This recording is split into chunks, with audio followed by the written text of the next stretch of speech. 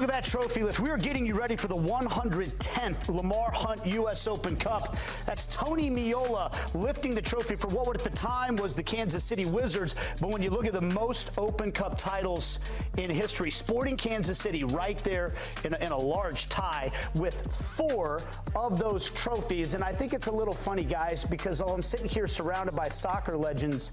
I have 2 more medals. I have more medals than the entire set combined because I got to do the play-by-play for Sporting Kansas City when they won it in 15 and 17, and they handed me a trophy. Never kicked the ball, but I got to ride on the bus back to the hotel in Philadelphia next to the trophy. Why don't I kick it over to a couple guys who actually did win a trophy, and Tony Meola and Jimmy Conrad. My teammate, Jimmy Conrad. Jimmy, they said, hey, anyone who's won this competition before and been on, why don't you step up to the wall? And I was waiting for some company here, my man, but it's me and you, brother. Yeah, I don't see Charlie or Grella anywhere. That's interesting.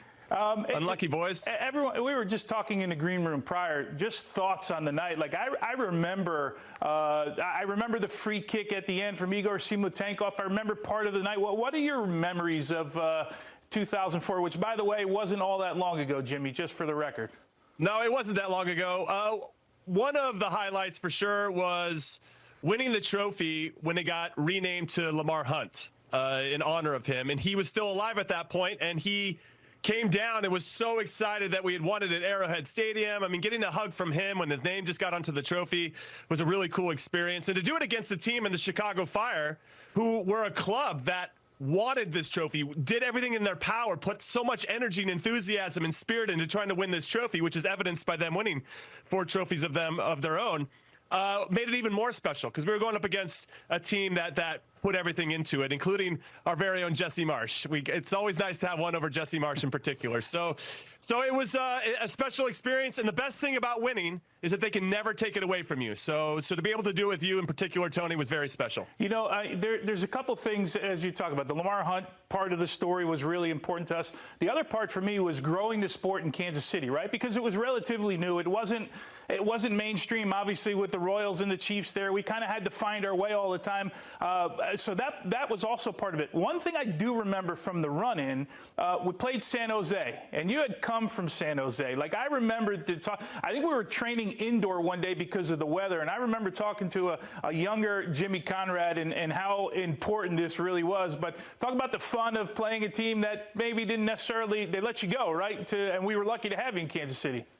Yeah, they did let me go. Thanks for bringing up some old stuff here, Big Tone, so we can do some open therapy here. But no, it didn't end well. I just kind of got discarded as someone that wasn't going to be part of their future, which was disappointing because I had helped them win an MLS Cup in 2001.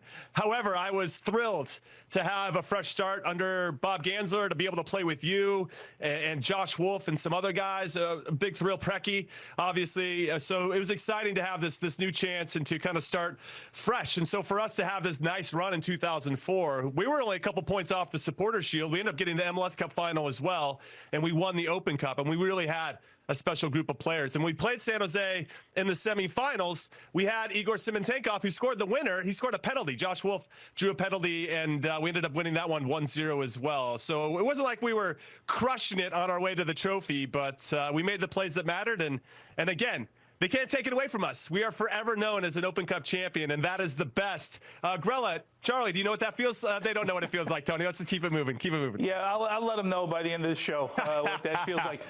You know, we talk about some of the guys that we played with and how important this was, obviously being in Kansas City with Lamar Hunt being named on the trophy. But you and I have had this conversation. Over the years, some of us have tried to give this competition as much love as we could, right? And now we're getting to do it here on the network, and we're giving it the shine that it should get. But just talk about what it means to you. I feel like I'm leading you here because I know the answer, but I think it's important for the viewers, from a guy who's done everything in the game, to talk about how important this cup is when it's in the past not been as important to some people.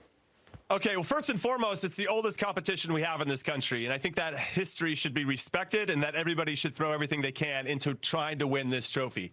That's first. Second, it's the only competition that we have in this country where everybody can be a part of it. From amateur teams to lower level division teams to MLS, everybody's part of the conversation.